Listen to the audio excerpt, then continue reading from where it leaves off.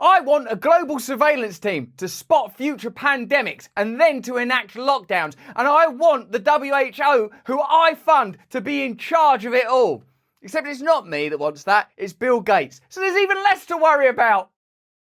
Hello there, you 5.5/6 million awakening wonders. Together we awaken beyond subjectivity and objectivity to a unique oneness that celebrates our individuality but also our collective identity. What a miracle, what a paradox it is. Now, if in the comments below, which you're going to be hitting up when you hear the stuff I've got to tell you about Bill Gates, when you're commenting below, if someone says, will you give me your money, I'm a Bitcoin broker. I'm not a Bitcoin broker, okay? I don't know about that stuff. I will never ask you for anything. It's not me. It's people pretending to be me, okay? And luckily, these things will soon be surveilled beautifully by Bill Gates himself, who's going to spot future pandemic threats, shut them down, lock us down, control all of it, so we're never going to have anything to worry about again. We could in fact just sit drooling, staring at a screen like morons occasionally, maybe doing something on Microsoft Windows or whatever. That little paperclip guy, I always liked him. If you want to come and see me in Blackpool, there's a link in the description. I'm still doing live stuff, and at the end I'll tell you how to sign up to my mailing list. I've got a big announcement coming and I want to be able to communicate with you directly, right? It's important. Now let's see what Bill Gates is up to. A team of international experts ranging from epidemiologists to computer modelers should be created to quickly identify global health threats and improve coordination between countries, Bill Gates has said,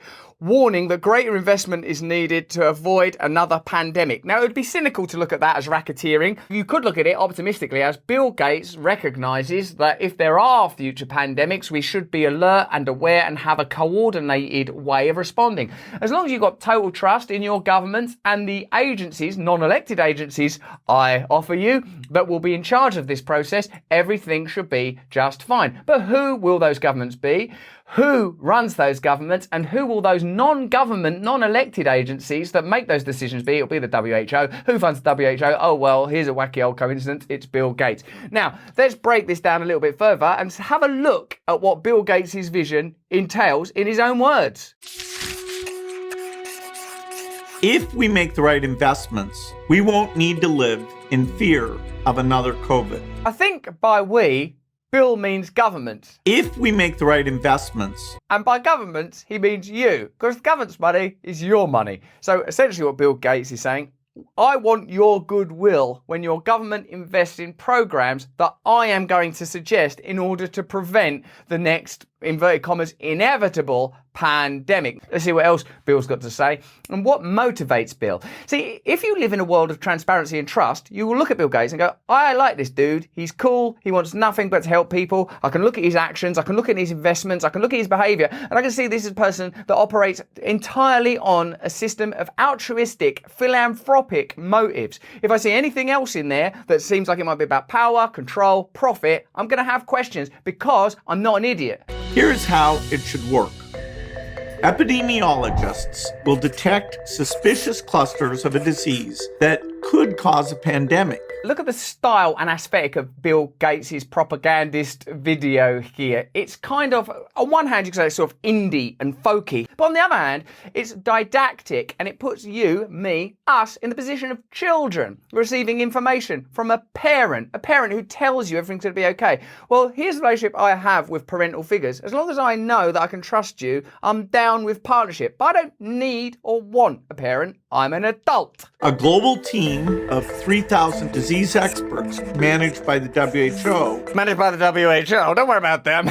Called the Germ Team. And why are you doing it on maths paper? That's maths paper! Will track the disease and share data and recommendations with governments. Wouldn't it be a lot easier to accept this if there wasn't an evolving narrative around the pandemic that suggests there should be transparency and discourse and dialogue between opposing camps continually, no condemnation of people that dissent against the mainstream narrative, because why would you condemn people for being cynical when you've seen the profits that big business have made, the profits that big pharma have made, the controls that have been exerted, the mistakes that have been made, the censorship around particular arguments that go against the objectives of powerful corporations? All this has to be included. You'd have to be a child to just go along with this. Governments and pharmaceutical companies will work together. Yeah, governments and pharmaceutical companies work together, all right? That is my biggest fear. They've been working together all along. Countries and the WHO will work and the best way to allocate these tools. Of course, if there are going to be diseases, it would be good to have scientific solutions. But it's important that there is transparency and dialogue between the governed between government and those that it governs. One way that you might be able to bypass the complexity of that type of tyranny is by making it look all friendly, nice, and we're just sketching it out on maths paper. How about this? How about you never leave your house? And how about we give you a passport and we just observe everything that you're doing? And what about if you don't question my authority? How about you just shut up? How about we're involved in this conversation? Vetoed! And so this germ team will work with each country to do germ games. I don't like this germ team, germ game, squid game, dystopia, sci-fi stuff. Do you? The only way around this kind of complexity, this kind of diversity of opinion, this kind of insecurity around our trust of authority, which I would say is a legitimate distrust. Authority should not be automatically trusted. You should start from distrust and then see how authority behaves and then maybe decide on trust. At the moment, I don't think we are at trust. That's not where I am personally. You might be. And guess what, if you are? That's fine with me. Are you okay with my mistrust, my distrust, or do you see my mistrust and distrust as mis and disinformation? Diseases are always going to spread among humans, but they don't have to become pandemics. You can read more about this in my new book, How to Prevent the Next Pandemic.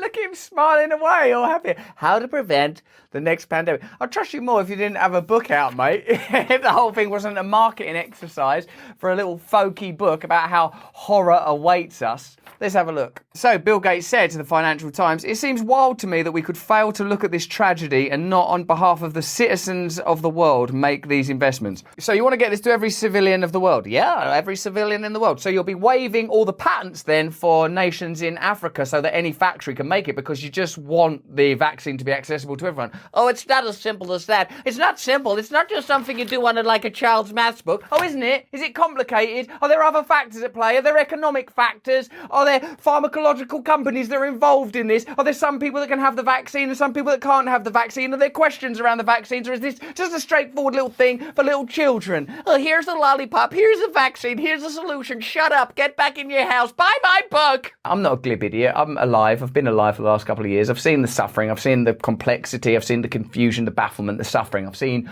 all of it. I'm just not certain that Bill Gates is the answer. Imagine a scenario like this. A concerning outbreak is rapidly identified by local public health agencies. If a threat is detected, governments sound the alarm and initiate public recommendations for travel, social distancing, and emergency planning. Okay.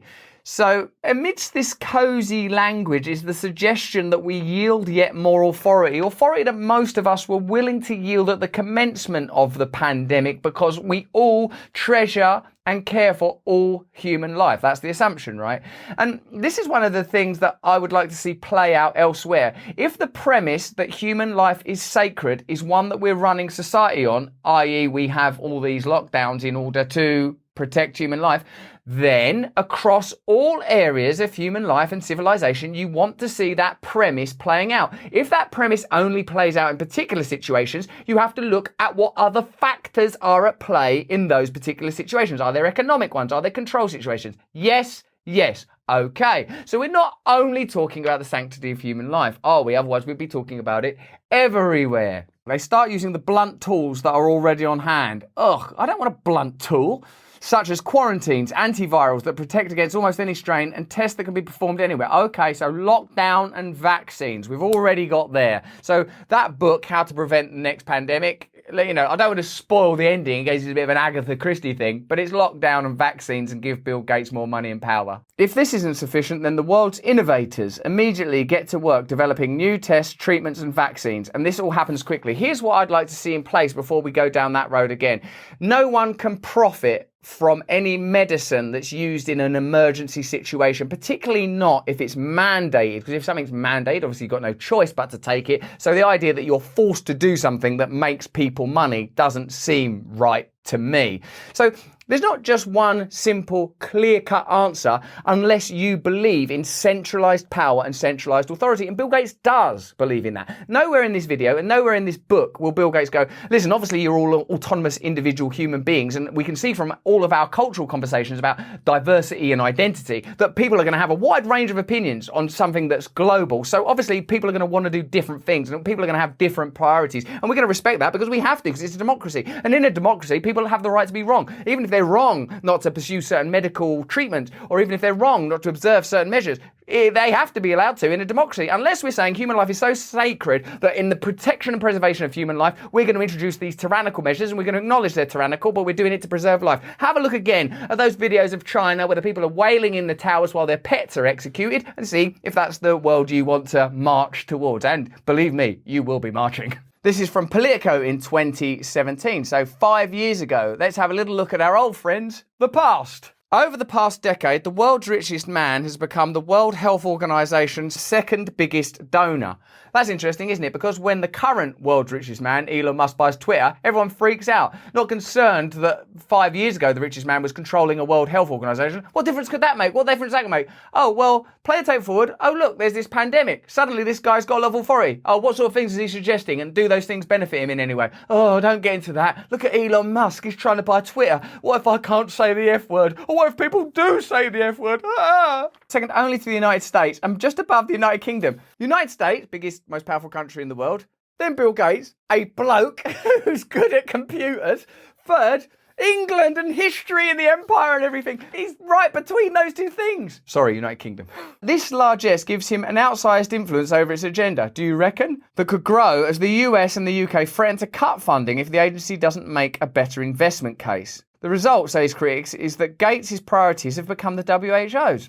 Interesting theory. Rather than focusing on strengthening healthcare in poor countries, that would help in their view to contain future outbreaks like the Ebola epidemic, the agency spends a disproportionate amount of its resources on projects with the measurable outcomes Gates prefers. And that's from those conspiracy theorists over at Politico. Woo, Politico! Here's Tim Schwab at The Nation. Revelations of the Gates Foundation's financial stake in COVID-19, which Bill Gates does not appear to have publicly disclosed in dozens of recent media appearances, speak to broader criticisms about the lack of transparency and the Foundation's increasingly central role in the pandemic. Transparency. Imagine if Bill Gates, instead of sitting there perched with his little bookie book, said instead, listen, I've got to be honest. I mean, I stand to make a ton out of all this and I'm in control of all these things. I invest in these media organisations and I invest in these pharmaceutical solutions, just so you know that I believe in them. That's why I'm doing it. What's wrong with saying that? Who are they accountable to? They don't even have a governance structure that's clear, notes Kate Elder, Senior Vaccines Policy Advisor to Doctors Without Borders. Those scoundrels. Increasingly, I see less information coming from the Gates Foundation. They don't answer most of our questions. They don't make their technical staff available for discussions with us when we're trying to learn more about their technical strategy on COVID and how they're prioritising certain things. All we're asking for, Bill, is a bit of communication. Just write it down on a bit of child's maths paper. Just sketch it out if you want. Don't be so stupid. That's childish. Because Gates is not an elected representative or public official, the details of his far-reaching influence and finances have largely eluded public scrutiny. Remember when sort of conspiracy theorists used to say truly powerful people aren't visible within the system, they operate in opaque ways where they cannot be reached by democracy and agencies of democracy that encourage or demand transparency. And then just bear in mind what you've just heard. You have an enormous amount of power that affects everyone around the globe, and there should be some accountability, some transparency, says Love. People are not asking unreasonable things. It's a charity. We're asking, can you explain what you're doing? Can you explain what you're doing? No. Can you show us what these contracts look like? No. Particularly since they're using their money to influence policies that involve our money. Here's a drawing I did of a tree with an apple on it. Bill Gates' tax records and investment portfolio bear scrutiny because of his leadership role in the pandemic, whose total cost to the global economy is in the trillions of dollars. Public understanding of Gates' finances is also limited by the Foundation's maze of inscrutable investments. Now listen, when it comes to investments, I'd like them to be, of course, inscrutable. That means they can't be scrutinized.